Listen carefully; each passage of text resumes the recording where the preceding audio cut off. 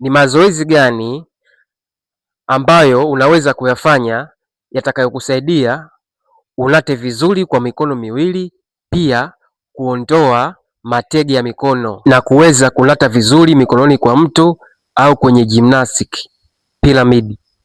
Utaweka mikono yako chini na kuanza zoezi hili. Utajump kwenda juu, utashuka chini, juu chini, juu. Utajump hivyo mara 30 hadi jasho. Ufanye pia na ya kutanua miguu, mwendo ni ule ule, juu chini, juu chini, juu. Inategemea na spidi yako, piga 30 hata raundi 2 na ondoa tege. Kwa mazoezi haya geuza mikono yako na weka chini.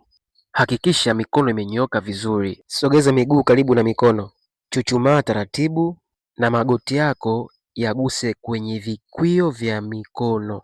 Shindilia au weka uzito sana mpaka uhisi maumivu makali. Weka stopwatch kaa dakika 10 hadi 20, na unaweza pia viganja vyako ukavigeuzia kwa mbele, ukaanza tena zoezi lile lile kama nilivyokuambia. Kwa wewe jinsi utakavyopenda, ugeuze viganja kwa mbele au ugeuze viganja kwa nyuma. Fanya mazoezi hayo, yatakusaidia.